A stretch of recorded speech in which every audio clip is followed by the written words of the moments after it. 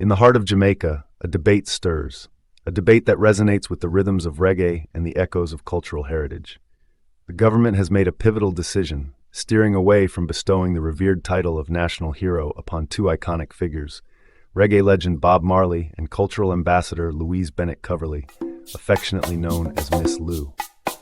Instead, a new honor awaits them, the Order of National Icon. Prime Minister Andrew Holness, in his National Heroes Day address, revealed this innovative recognition. The Order of National Icon is set to celebrate Marley and Miss Lou for their unparalleled contributions to Jamaica's cultural tapestry. Mark Golding, the opposition leader, voices a sentiment shared by many. He passionately advocates for Marley's recognition as a national hero, emphasizing Marley's profound impact on music and culture across the globe. Golding argues that Marley's legacy as a symbol of liberation and unity deserves the highest honor Jamaica can bestow. Every year, the question resurfaces: should more individuals join the ranks of Jamaica's 6 heroes and 1 heroine? This ongoing dialogue reflects not just on Marley and Miss Lou, but also on how a nation chooses to honor those who shape its identity. Marley, whose life was cut short at 36 in 1981, left behind a legacy that transcends music, a legacy of resistance against oppression and a call for global unity. Meanwhile, Miss Lou, who passed away in 2006 at the age of 86, remains a cornerstone in promoting Jamaican patois and folk traditions, cementing her role in preserving the nation's cultural heritage. Prime Minister Holness acknowledges their towering presence in Jamaican culture. He describes the new honor as a long overdue recognition of their legendary contributions, a sentiment echoed by many who see this as a step towards acknowledging their global impact. Yet, as Golding insists, the time has come to formalize Marley's status as a hero at home. His message is clear. Time come for his status as a hero to be formalized here at home. Such calls have been echoed by members of parliament and senators alike, fueling a movement that seeks to honor Marley, not just as an icon, but as a national hero.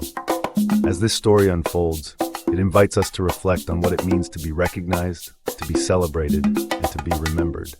The conversation about Marley and Miss Lou's place in Jamaica's pantheon of heroes is more than a debate about titles. It's a dialogue about identity, legacy, and the enduring power of cultural icons.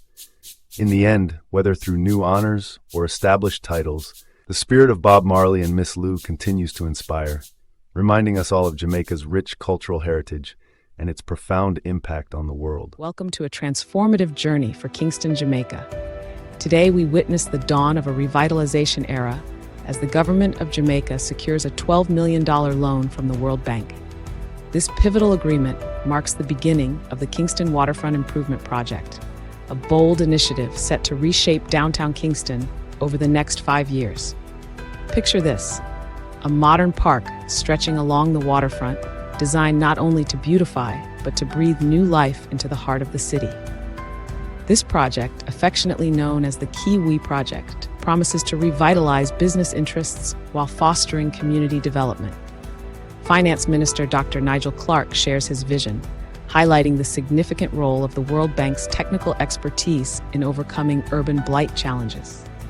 "We're reimagining downtown Kingston," he says, "creating an environment conducive to work, play, and pleasure."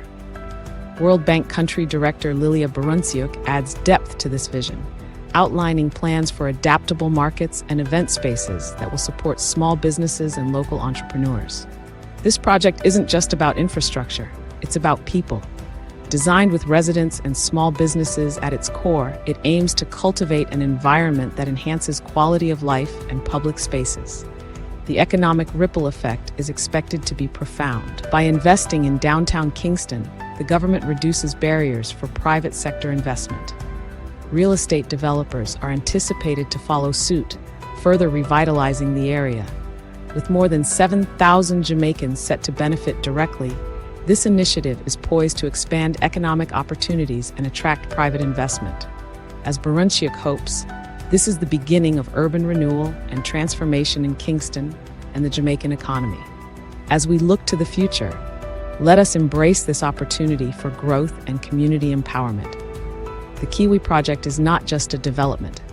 It's a promise of a brighter tomorrow for Kingston In the and heart its of the people. Caribbean, Jamaica is taking a bold step toward enhancing its travel infrastructure. Prime Minister Andrew Holness has announced ambitious plans to construct a new international airport in Negril, Westmoreland.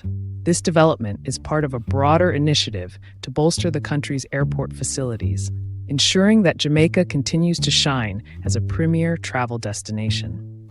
At a recent event in Montego Bay, Prime Minister Holness emphasized the government's commitment to creating a safe, secure, sustainable, and seamless travel experience.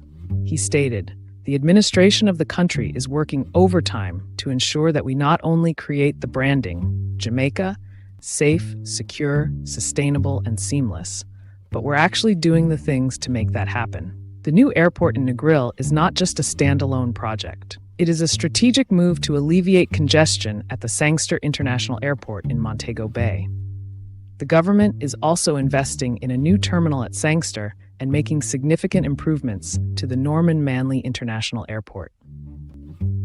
Transport Minister Darrell Vaz has revealed that a consultant has been engaged to develop a master plan for transforming the Negril Aerodrome into a fully functional international airport. This plan is expected to ease the pressure on existing airports and enhance Jamaica's reputation as a top travel destination.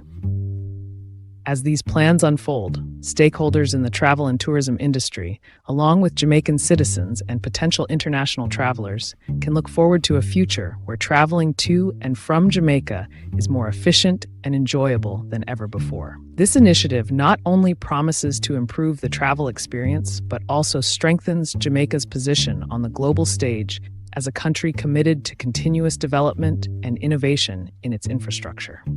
With these advancements, Jamaica is poised to offer an even more seamless and memorable experience for all who visit its shores.